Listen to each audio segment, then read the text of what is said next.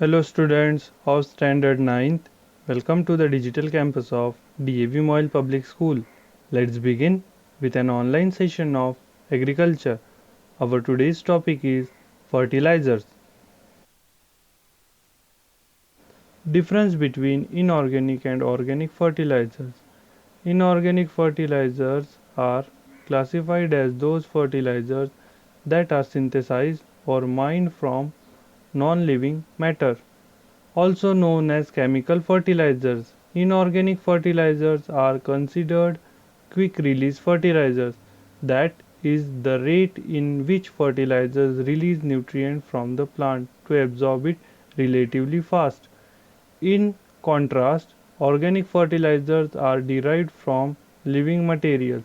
These fertilizers are considered slow release because it takes longer from soil microbes to release the nutrients so that plant can absorb them. Complete versus balanced. Inorganic fertilizers come in single nutrient or multi-nutrient formulas. Multi-nutrient formulas including complete and balanced fertilizers which contain basic nutrients such as nitrogen, phosphorus and potassium, as well as secondary and micronutrients such as calcium, magnesium, boron and manganese.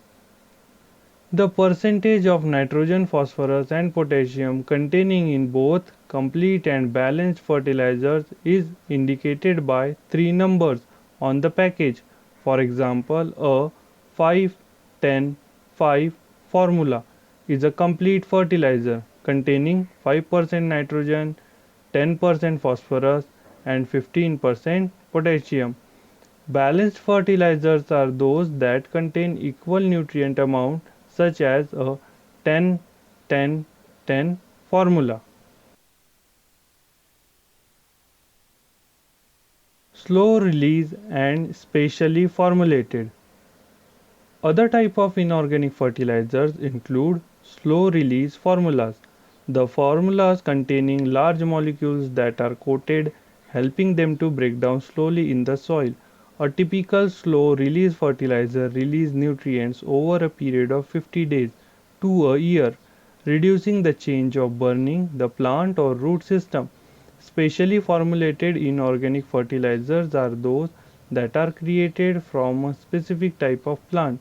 These special formulas including plant foods for azaleas, rhododendrons or roses. Specially formulated fertilizers are usually highly acidic and should be used only on the plant for which they are indicated. Nitrogen fertilizer. Inorganic nitrogen fertilizers come in many different forms such as ammonium nitrate, potassium nitrate, calcium nitrate and urea. These fertilizers contain high level of nitrogen, one of the most vital nutrients for plant growth. However, these inorganic fertilizers tend to increase the pH of the soil upon application, increasing the chances of burn and damage to seedling. Others pull moisture from the air, making them difficult to apply and store.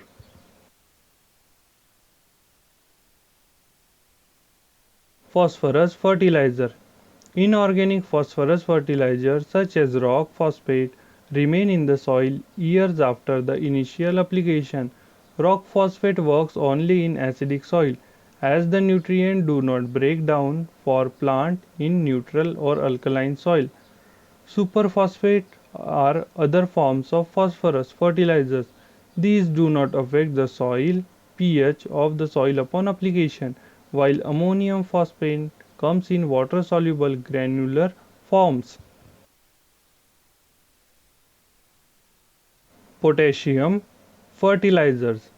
Inorganic potassium fertilizers include potassium sulfate and potassium nitrate as well as muriate of potash, also known as potassium chloride. Muriate of potash is the most commonly used potassium fertilizer. In some cases, plants may be sensitive to chloride. If a plant is sensitive to chloride, Potassium sulfate, also known as sulfate of potash, is a better choice as it does not contain chloride. Potassium nitrate is easy to apply because it does not pull moisture from the air, but it does slightly increase the pH of the soil upon applications. Now it's time to check your knowledge about today's topic. Here are some questions as your assignment.